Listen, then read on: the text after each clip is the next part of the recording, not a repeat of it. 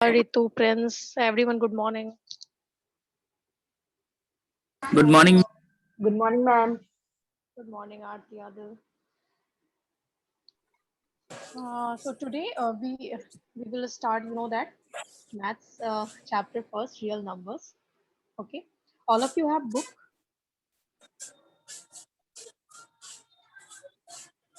Yes, No, ma'am. ma'am. Did you purchase? I mean, your book, maths book. Yes, ma'am. Very good. Not yet, ma'am. हाँ, it's okay. जिसने अभी नहीं purchase किया है, आप you can buy some other day. So because book का होना जरूरी है, book होगा तो आप I think question को भी समझोगे properly and you can revise them. Whatever I will teach to you, you can revise them properly. So today we will start chapter first. You know that, and chapter first. What is the chapter first name?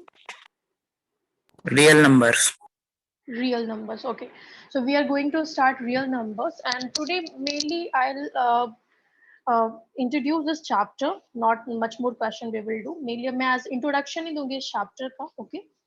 And every single point I know कि बहुत सारे ऐसे points होंगे जो आप पहले भी 9th class में 8th क्लास में आप पढ़ चुके हो but then also you have to I mean be attentive and listen carefully जो भी मैं आपको बताऊंगी आज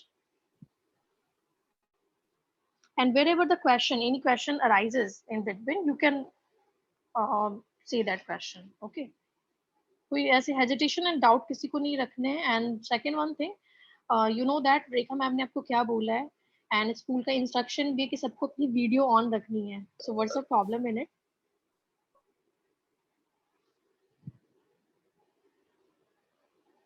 please switch on your video all of you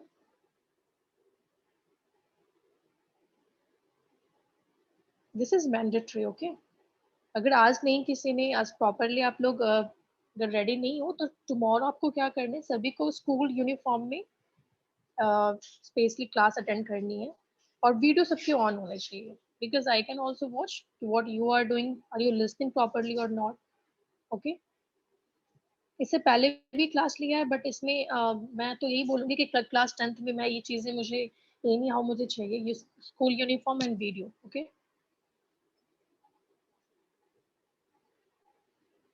so we are going to start this real number chapter first real number.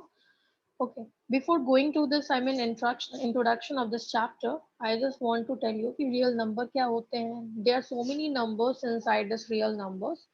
So we will just know about that all numbers firstly, and then we will read this introduction of this chapter. Okay.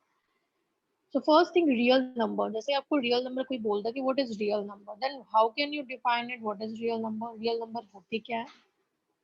तो जितने भी rational and irrational numbers हैं, all rational and irrational number are said to be a real number. In short, we can say कि all rational and irrational number, or you can say all type of numbers, whether it is integers, rational, irrational, even odd, prime, composite, जितने भी number हैं वो सारे क्या है real numbers हैं. ठीक है. तो सबसे पहले आती है बात यहाँ पे कि रियल नंबर अगर मैंने यहाँ पे आपको बताया रैशनल एंड इरेशनल नंबर है तो रैशनल एंड इरेशनल नंबर सबको मालूम होंगे I hope so because 9th 8th 7th में भी आपने इसके बारे में पढ़ा है what is rational number ma'am जो P upon Q के फॉर्म में हो number that can be written in the form of P upon Q. Written in the form of P upon Q. very good and any other thing that is mentioned I mean that you can say about rational number yes जो P upon Q के form में हो और आपकी जो denominator है वो क्या जीरो नहीं होनी चाहिए right Yes. Yes, ma'am. Q is not equal to 0. Yes तो फर्स्टली इंटीजर को हम किससे डिनोट करते हैं आई से डिनोट करते हैं रियल नंबर को कैपिटल आर से डिनोट करते हैं ओके ये भी डिनोशन साइन भी आपको पता होना चाहिए कि by which symbol we are denoting this real number integers rational number और any other number so integer को basically we are denoting by this sign I. So all numbers from these, you know that integers क्या होते हैं zero, all positive natural number, negative natural number, okay, including this zero. That is called your integers, right? Now the rational number is denoted by symbol Q, okay, capital Q. So real numbers of the form, ये सारे real number के ही form है जो किस form में लिखे जाते हैं, p अपॉन q के फॉर्म में, एंड इसका डिनोमिनेटर कभी भी 0 नहीं होना चाहिए. For example, if I right this like 1 upon 0, is this the real rational number? No, ma'am. No. And what will be the value that when you will divide by this 0? Undefined.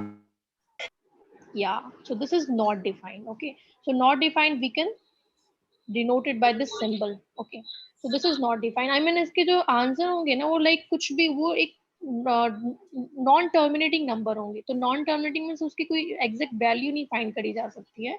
So this is not the real number. But if I write this 0 only, so this, sorry, 0 only, so this is a rational number. Okay, so 0 आपके rational number है. Why? Because 1 is high. Yeah. Okay, so 0 rational number हो सकते हैं. Any natural number you can say that will be also rational number. Okay, so here this will be belongs to p and q. जो आपकी यहाँ पे जो numbers हैं जिसको आपने fraction में बताया न्यूमरेटर एंड डिनोमिनेटर, वो किससे बिलोंग करेंगे? इंटीजर से. ये सारे इंटीजर से बिलोंग करेंगे because you are when you will write this p and q, so what you are using, you are using integers. जो बेसिकली आप इंटीजर्स को यूज करते हो, नेगेटिव हो सकते हैं, पॉजिटिव हो सकते हैं, फिर जीरो होते हैं. Okay, so that will be belongs to this integer which is called rational numbers. So simply आप बता सकते हो real number which is in the form of p by q and q is not equals to 0, okay, are called rational numbers. इसमें ऐसे कुछ points है जो मैं आपको बता रही हूँ, और ये पॉइंट्स मेनली आपको हेल्प करेगी क्वेश्चन को सॉल्व करने में. ओके, ऑल इंटीजर्स, जितने भी इंटीजर्स हैं, can be expressed as rational number. हम सारे इंटीजर्स को रैशनल नंबर के फॉर्म में एक्सप्रेस कर सकते हैं. तो जितने भी इंटीजर्स हैं वो भी रैशनल नंबर होंगे.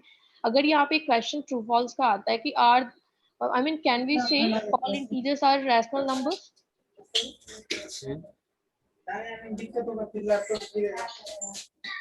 आप लोग अपनी साउंड को म्यूट रखोगे. I am asking some question student. ये सब चीजें आपने पढ़ चुके हो 9th में, बस मैं इसको एक रिवाइज करवा रही हूँ. So can we say all integers are rational numbers? Yes. Yes, ma'am. Absolutely yes. Yes, very good. Next is decimal expansion of rational number. जितने भी आप decimal expansion बताते हो किसी भी rational numbers का, वो terminating भी हो सकते हैं, वो non terminating भी हो सकते हैं. बट यहाँ पे मैंने लिखा है recurring. What does it mean? So terminating and non terminating, and especially वो recurring भी होने चाहिए. So what do you mean by terminating decimal expansion? Do you know that?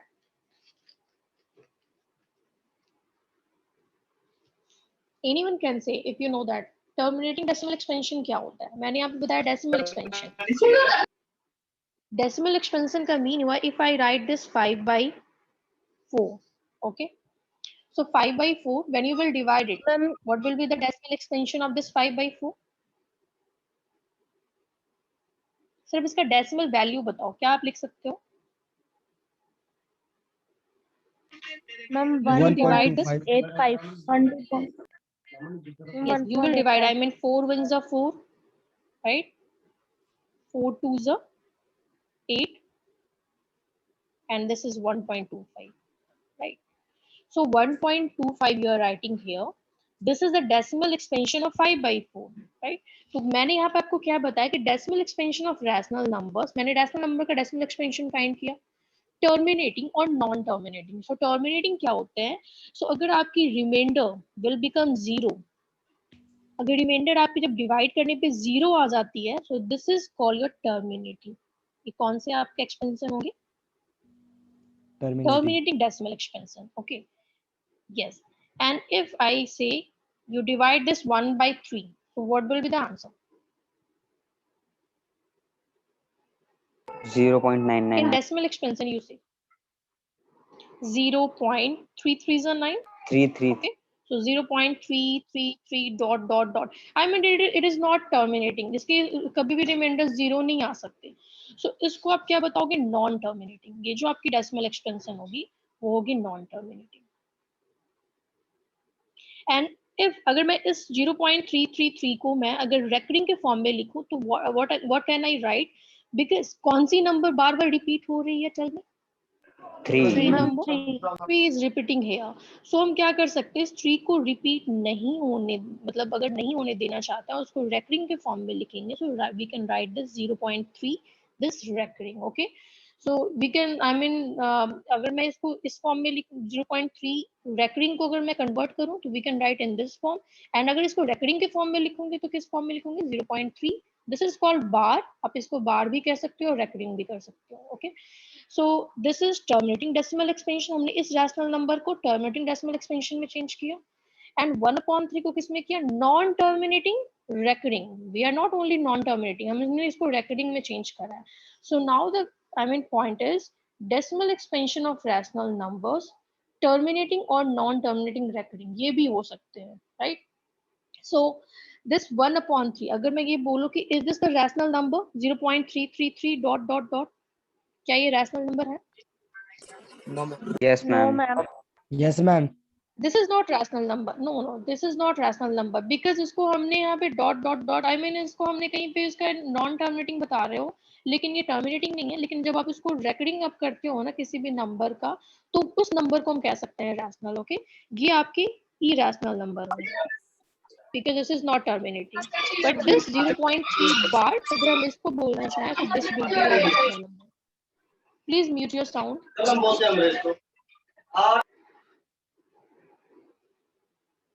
Yes. So 0.3 bar ये आपकी rational number होंगे. This will be your irrational and this is terminating. So जो भी आपकी number decimal में अगर वो terminate हो जाती है, like if I write this 2.45, so this is also rational number. So because 2.45 का क्या लिख सकते हो आप, decimal remove करोगे तो नीचे 100 आएंगे. So again this is in the form of p by q. So this is also called rational number. So mainly मैं आपको आपको ट्राई कर रही हूँ बताने के लिए कि ये जो नंबर है ना इनके बीच के डिफरेंस ये आपको पता होना चाहिए कि अगर कोई भी नंबर लाइक 1 पॉइंट अगर 2525 अगर ये रिपीट हो रहा है तो ये हमारा इरेशनल नंबर होगा. बट इसी 1.25 को अगर मैं रेकरिंग के फॉर्म में लिखूं so this will we can consider as rational number. Okay, is this point clear? Yes, ma'am. Yes, ma'am. Yes. तो जितने भी नेचुरल नंबर हैं, इंटीजर्स हैं, होल नंबर हैं, even decimal expansion of terminating and non terminating recurring we can consider as rational numbers. Now the second thing is irrational number. So this is so simple. Irrational number क्या होता है, which is not expressed in the form of p by q. just इसके opposite हो जाएंगे because हमने इसमें irrational बता दिया है. तो जो p by q के फॉर्म में नहीं लिखे जा सकते हैं, एक्सप्रेस नहीं करे जा सकते हैं, तो नंबर कौन से हो सकते हैं. तो अभी जस्ट मैंने आपको बताया कि हमने जो नंबर लिया था non terminating. So every non terminating number is considered as irrational number. Please tell me one example of irrational number non terminating decimal expansion. Ma'am, Root pi. Yeah, this number ये सारे root की तो होंगी, but apart from this in decimal expansion I'm asking to you. Ma'am, 0.11011101. Yes, 0.0101 like dot dot dot या फिर 1.3434 like हम ऐसे भी लिख सकते हैं. तो ये सारे नंबर क्या होंगे, ये आपके नॉन टर्मिनेटिंग के फॉर्म में शो हो रहे हैं, तो ये आपकी इरेशनल नंबर होंगे. एंड सेकंड नंबर कौन से हो सकते हैं, दिस √2 √3 √5. बिकॉज अगर इसका भी नंबर फाइंड करोगे value, we can't find exactly exact value of this √2 because अगर उसका वैल्यू फाइंड करेंगे आप तो क्या फाइंड होता है √2 का 1 point. What is the value of this √2? Ma'am, 1.14 शायद. 1.414 डॉट डॉट. इसके आगे भी बहुत सारे नंबर्स होते हैं. So this is also considered as irrational number. Okay. Similarly √3 √5. But अगर मैं इसके जगह पे √4 लिखूं तो is this irrational number? No, ma'am. Why this √4 is not irrational? Ma'am, क्योंकि मैम मैम 4 वैल्यू 2 इज का 2 हो स्क्वायर जाएगा होता है. मैम. हाँ, so इसकी वैल्यू 2 फाइंड होगी. तो जिसकी भी स्क्वायर रूट एग्जैक्ट अगर नंबर फाइंड हो जाएगी ना वो तो आपकी रैशनल होंगी, बट जिसकी लाइक नॉन टर्मिनेटिंग के फॉर्म में फाइंड होंगी वो आपकी इरेशनल होंगी. Now you tell me pi, is this rational और इरेशनल? Ma'am, irrational. या by default it is irrational. Okay, by default इसको हम इरेशनल बोलते हैं. बट अगर पाई की वैल्यू अगर वहां पर मेंशन करी गई हो 22/7, now then you can consider as rational number. ये आपके rational हो जाएंगे. Okay, अगर बाय डिफॉल्ट सिर्फ पाई होता है तो इरेशनल नंबर आप बताओगे, बट अगर वो मेंशन किया हुआ होता है 22/7, then you can consider there as rational number.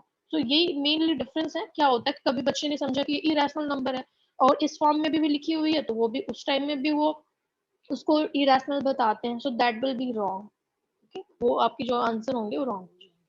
Ma'am So that is all about 3.14 rational form में and होगा तो क्या irrational. लिखेंगे?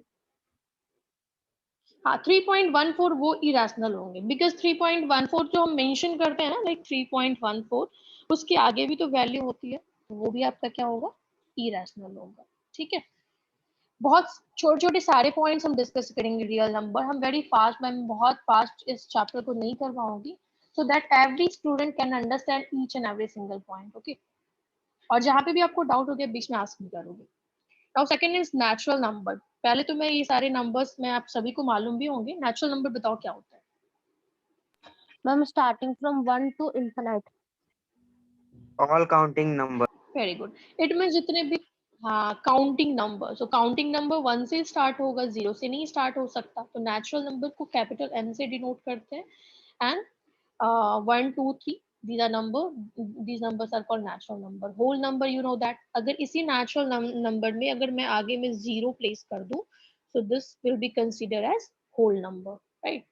Next is even number. Even number क्या होता है? अब तक जो आपने इवन नंबर अपने क्या डेफिनेशन आपने देखा था मैम कि the the number which numbers is divisible that by can 2, be divided. Obviously. हाँ, divided by 2. So that is absolutely is even number. But 10th में मैं थोड़ा उसको दूसरे फॉर्म में आपको बताऊंगी.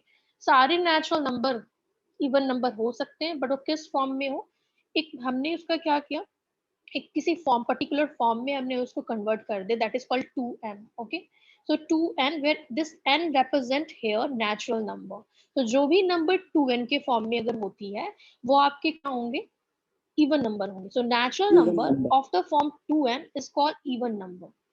ओके, बाय बिकॉज अगर n की वैल्यू, सपोज n अगर हम 1 लेते हैं, तो हमारे लिए इवन नंबर क्या होंगे, 2. If you are taking n is equals to 2, then 2 to the 4. So it means every number, जितने भी इवन नंबर है ना, वो सारे 2n के फॉर्म में होने चाहिए. ओके, एंड इफ आई से this odd number, odd number किस फॉर्म में होंगे, तो अगर इस 2n में से आप -1 कर दोगे, so that will be considered as odd number. How? Because 2n, अगर n की वैल्यू हमने नेचुरल नंबर 1 से स्टार्ट करोगे आप, तो अगर 1 लेते हो तो 2 1s are 2, 2 minus 1 1. Similarly, if I take this n is equals to 2, 2 2s are 4, 4 minus 1 3, right? So it means this is the exact, हमने इस फॉर्म को actually ये फॉर्म आपके प्रीडिफाइंड फॉर्म नहीं है, but this form is I mean valid for all the odd numbers, not only a single odd number की 1 3 के लिए ही applicable होंगे, 5 के लिए applicable नहीं होंगे, ये सारे odd number के लिए applicable होंगे. So natural number which is in the form of 2n is called even number, and natural number which is in the form of 2n minus 1 is termed as odd number. Okay, can we write this odd number? क्या हम इसको इस form में लिख सकते हैं, 2n plus 1 के form में?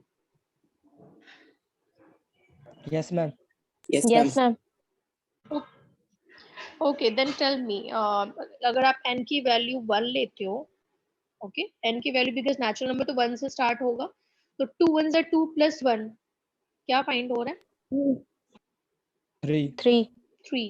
Okay, now I am taking n is equals to 2, then 2 2s are 4 plus 1 5. 5, right? Similarly like 3 5 7 ये वैसे ही इंक्रीज होंगे, बट 3 हमने जब ऑड नंबर हमने जब फाइंड करा, तो it is starting with 3. Can't we say 1 is also a odd number, 1 भी तो इंक्लूड होना चाहिए ना, right? Because 1 is also a odd number. So 1 भी अगर odd number है, so this is not applicable for this one. So we can't take this, I mean this formula 2n plus 1. Okay, so here we can't write this odd number is in the form of 2n plus 1. Is this clear now? Yes, ma'am. Yes, ma'am. Yes, because यहाँ पे देख रहे हैं 3, 5, 7, 11, 9 ये ऐसे आएंगे, but 1 यहाँ पे कंसीडर नहीं हो रहा है। तो अगर 1 नहीं हो रहा है तो 1 भी तो हमारा ऑड नंबर है ना, उसको उसको वो उस फॉर्म में भी तो होना चाहिए। फॉर्मूला इसके लिए भी एप्लीकेबल होना चाहिए। तो this is not the universal formula, this is universal for all odd numbers. So that's why we are taking this 2n plus 1 instead of this we are taking 2n minus 1. Now points, I mean these are some points that you have to remember or keep in your mind. First thing, जितने भी natural numbers हैं वो सारे क्या होंगे, whole number होंगे। Is this possible? Yes, ma'am. Yes, ma'am. No, ma'am. All natural numbers are whole number. सारे natural number को होल नंबर तो कह Yes, सकते हैं। ma'am. Yes, Yes, ma'am. ma'am. चलो मैं ये क्वेश्चन करती हूँ। Okay, why all natural numbers are called whole numbers?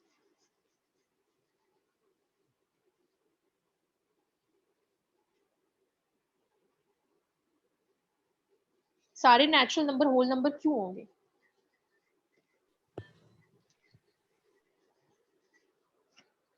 It is so simple. All natural number, so natural number 1, 2, 3, okay, यहाँ से स्टार्ट करते हो तो ये सारे जितने भी नेचुरल नंबर होंगे ये सारे होल नंबर भी तो हैं। तो yes, we can see all natural number is a whole number. But इसको अगर मैं जस्ट ऑपोजिट करूँ, ऑल होल नंबर्स, अभी होल नंबर कहाँ से स्टार्ट करोगे? 1, 0, 1, 2, 3 and so on. So all whole numbers can we say are natural numbers? No, ma'am. No, ma'am. Exactly no. So first statement को अगर मैं बोलूँ all natural numbers are whole number, so this is true. But अगर इसको just opposite करूँ, all whole numbers are natural number, so this will be wrong. Next is all whole numbers are integer. Yes, ma'am. Yes, ma'am. Is it possible? Absolutely, ये भी तो possible है कि सारे whole number integer होंगे। Now अगर मैं इसको ऑपोजिट अप करती हूँ स्टेटमेंट को, all integers are whole number. No, No, ma'am. ma'am. क्योंकि फिगर्स में नेगेटिव नंबर्स भी आते हैं. वेरी गुड, वेरी गुड, क्योंकि उसमें नेगेटिव नंबर भी होते हैं। Good. All integers are rational numbers.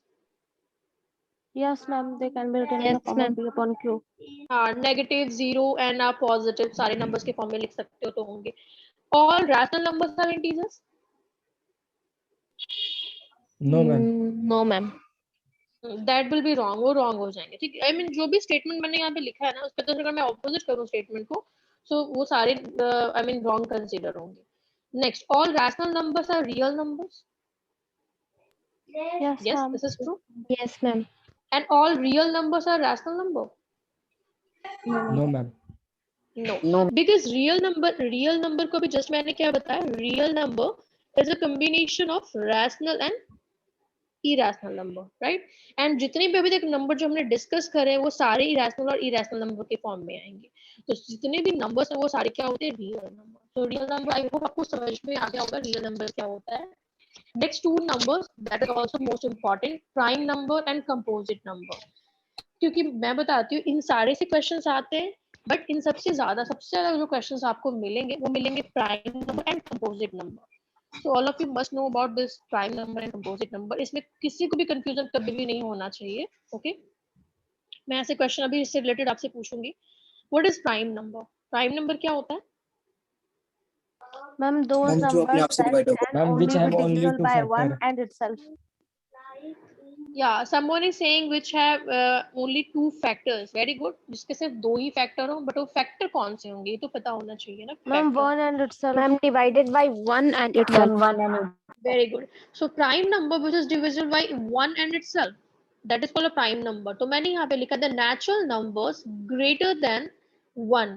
Greater than one का मीन है कि हमें वन, एक्सेप्ट दिस वन, हमें वन को कंसीडर नहीं करना है प्राइम नंबर। कभी भी वन प्राइम नंबर नहीं होगा।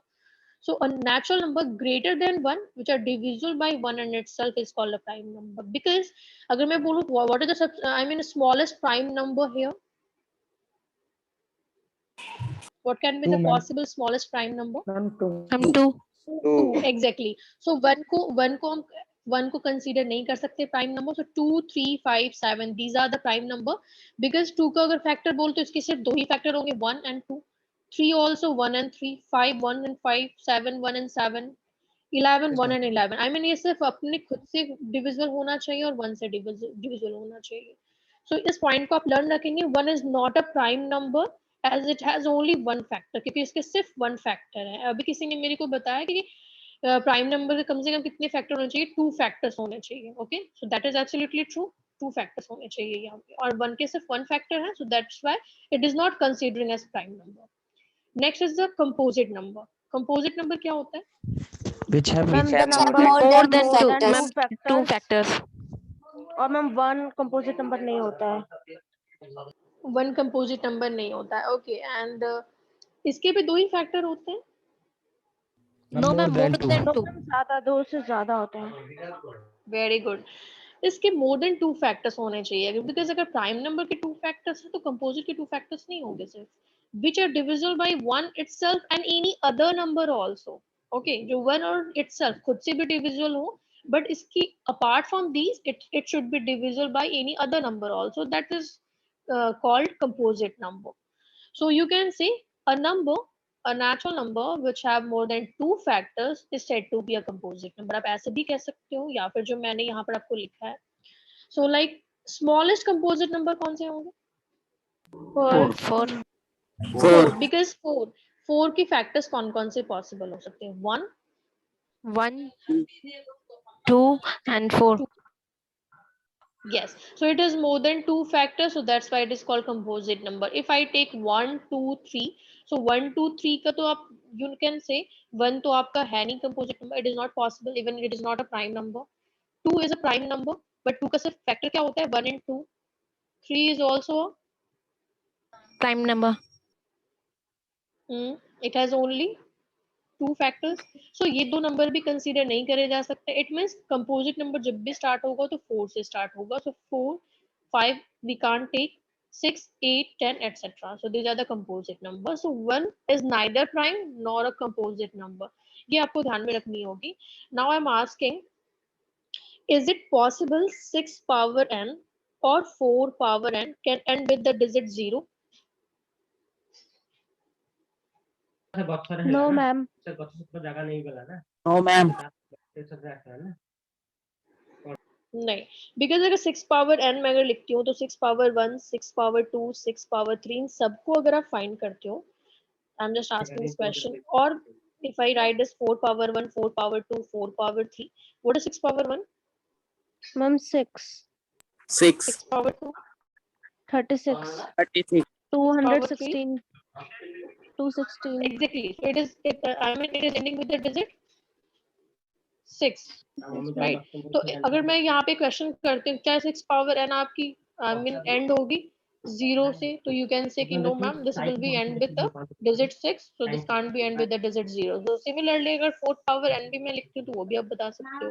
Now tell me 5 into 13 plus 1 into 2 into 3 into 4 into 5, क्या ये कंपोजिट नंबर है?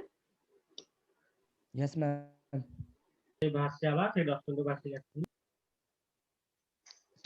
Okay, this is a composite number. Why this is called composite number, if I ask? Ma'am क्योंकि 4 एक composite number है.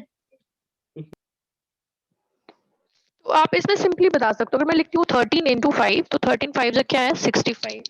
Okay, and what is common? इसमें common भी तो 5 भी फाइंड हो रही है ना इसके. Apart from these are number, मतलब दीज आर द नंबर्स. तो इसके मोर देन कितने फैक्टर्स है? 1 2 3 4 5 एंड 13. तो जब भी इसके मोर देन 2 फैक्टर्स होंगे तो ये क्या आपका कंसीडर किया जाएगा? Composite number. ओके, नाउ कुछ ऐसे इंट्रोडक्शन है, पहले मैं वो बस समझा देती हूँ आपको. आज सिर्फ इंट्रोडक्शन हम करेंगे, बिकॉज चैप्टर डायरेक्ट एक्सरसाइज में एंटर करने से बेटर है कि पहले हम चीजों को समझ जाएं जो उससे पहले दी हुई है. Okay, so all of you heard about this real number. Real number सबको समझ में आ गया. The first point in this real number is Euclid's division lemma. Okay, so there are 2 points. First is lemma and second जो आपकी एक word होती है वो होती है एल्गोरिदम. ओके, तो पहले मैं इन दोनों के बारे में समझा देती हूँ. Algorithm and lemma, what is this word exactly? So an algorithm, जो एल्गोरिदम होता है दोनों इक्विलेट्स, क्योंकि ये जो Euclid's division lemma and Euclid's division algorithm, इन दोनों को इक्विलेट्स ने इंट्रोड्यूस करवाया था. So that's why the point, I mean the topic is Euclid's division lemma and Euclid's division algorithm. But ये दोनों सेम ही है, मोरल सेम है. सो एल्गोरिदम क्या होता है? A series of well defined steps.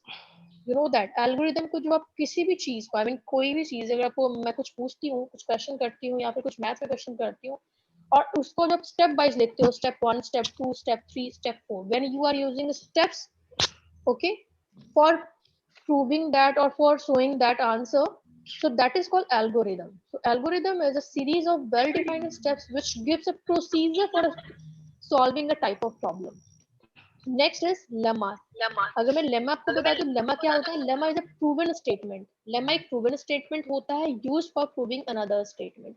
सो एक प्रूवन स्टेटमेंट को हम दूसरी स्टेटमेंट को प्रूव करने के लिए जो यूज करते हैं, that is called lemma.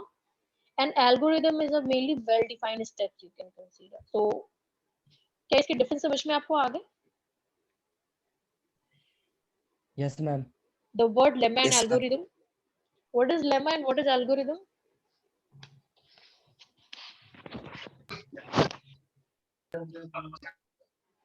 Ma'am जो लेमा होता है वो एक प्रूवन स्टेटमेंट होता है, और जो एल्गोरिदम होता है जो स्टेप्स होते हैं जिससे हम किसी को प्रूव करते हैं, उसका जो स्टेप्स होता है. Yes. I mean, when we are using for solving any problem, we are using steps. अगर हम जो steps use करते हैं, step wise किसी चीज को हम solve कर बताते हैं, तो algorithm use करेंगे. And जब हम किसी proven statement को use करके किसी दूसरे statement को prove करेंगे, तो हम lemma use करेंगे. Okay.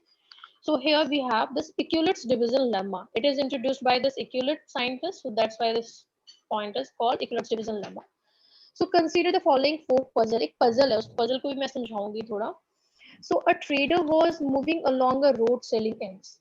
Okay, an idler who didn't have much work to do. उसके पास बहुत ज़्यादा काम नहीं थे, and started to get the trader into a wordy duel. So that this grew into a fight. He pulled a basket with eggs. उसने क्या करी? egg की basket को pull किया and dashed into the floor, और floor पर उसे डाल दिया. So the eggs broken. जो eggs आपके होंगे वो कुछ eggs क्या होंगे? break हो जाएंगे. So the trader requested to panchayat, उसने पंचायत से ask किया idler से to pay for the broken eggs. जो उसने एक को break किया है उसके लिए उसे pay करनी है. So the panchayat asked the trader, panchayat ने trader से पूछा how many eggs were broken, कितने eggs break हुए हैं. He gave the following response. तो पता है उसने response किस form में दिया है? If counted in pairs, अगर मैं दो पेयर में काउंट करूं, one will remain, तो एक ब्रेक हो सकते हैं. अगर मैं 3 में काउंट करूं तो 2 रिमेन होंगे. 4 में काउंट करूं तो सिमिलरली 3 होंगे. वैसे 7 में काउंट करूं तो नथिंग विल रिमेन. उसने लाइक ऐसा बताया. So my basket can't accommodate more than 150 eggs. उसने ये बोला कि जब मेरे बास्केट में टोटल कितने एग्स आ सकते हैं? 150 एग्स आ सकते हैं total. Okay. So how many eggs were there? Total eggs कितने थे उस बास्केट में? अगर उसके अकॉर्डिंग स्टेटमेंट को अगर पढ़ो आप तो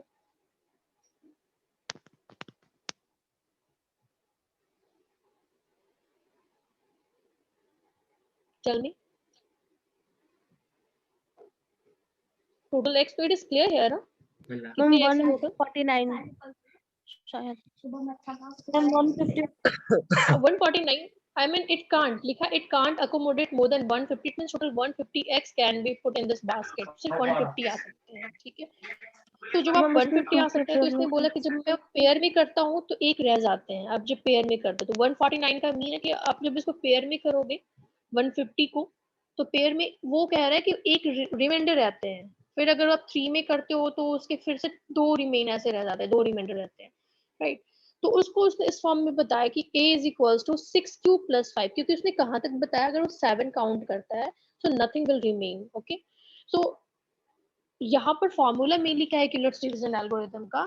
जो फॉर्मूला अगर मैं सिंपली इसको एक थ्योरम में आपको बताती हूँ. So given positive integers a and b, there exist unique integers q and r satisfying this a is equals to bq plus r. Actually Euclid's division lemma का डायरेक्ट फॉर्मूला जो होता है वो क्या होता है? a is equals to bq plus r. What is a here? b, q and r. This is a is called dividend, b is the divisor, q is quotient and r is remainder. ठीक है. जो आप define करते हो ना उसको divide के form में, like this is a, this is b here, quotient and remainder. तो जब आप उसको डिवीजन के फॉर्म में लिखते हो, Euler's division lemma, lemma means ये सारे प्रूवन स्टेटमेंट थे उसने यूज करा दूसरे स्टेटमेंट को प्रूव करने के लिए. So given to positive integer, जब आपको दो पॉजिटिव इंटीजर दिए जाएंगे कोई से भी दो number, so it can be exist only unique another one integers वो दो इंटीजर्स कौन कौन से होंगे, Q and R. It means when you have this A and B, अगर आपके पास दो नंबर होते हैं and when you are dividing this dividend by this divisor, what you will get this quotient and remainder. तो आपने इस formula को यूज करके क्या फाइंड करा, by division, q and r. So these are the unique integers. So this satisfying the formula a is equals to bq plus r in all. This is the universal formula for equivalence division lemma. Okay. So हम इसको कह सकते हैं कि proven statement भी है. और जो आपकी रिमाइंडर होगी, नाउ यू टेल मी, जो रिमाइंडर होगी वो b से ग्रेटर होनी चाहिए, b से स्मॉलर होनी चाहिए?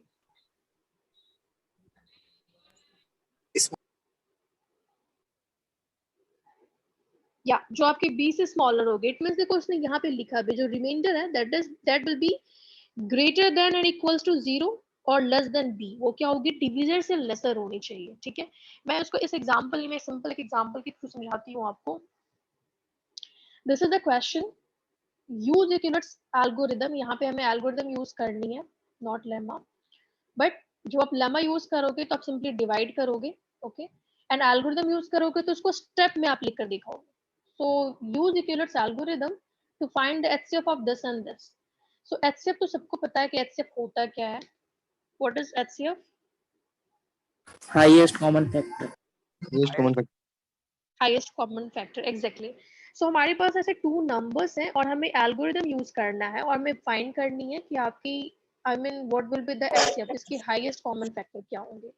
तो उसने क्या किया है, देखो फर्स्ट उसने इन दोनों में ग्रेटर कौन से नंबर है, 12576.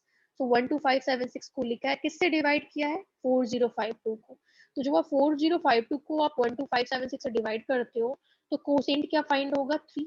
तो अपने कोसेंट के प्लेस पे इसने 3 लिखा है. And what will be the remainder, remainder क्या होंगे, रिमाइंडर 420 होंगे. So 420. Here is this remainder coming as 0. क्या ये आपकी रिमाइंडर 0 आ रहा है यहाँ पे, रिमाइंडर इज नॉट 0, राइट. तो अगर रिमाइंडर 0 नहीं आ रहा तो we will proceed it again, फिर हम उसको दूसरे स्टेप में लिखेंगे. So now this will be your, जो आपकी डिवीजर है वो आपकी डिविडेंड हो जाएगी और जो आपकी रिमाइंडर है वो आपकी क्या होगी, Divisor. डिविजर. एग्जैक्टली. मैं इसको थोड़ा इस फॉर्म में आपको लिखकर बताती हूँ. Please Sunny don't share the screen here.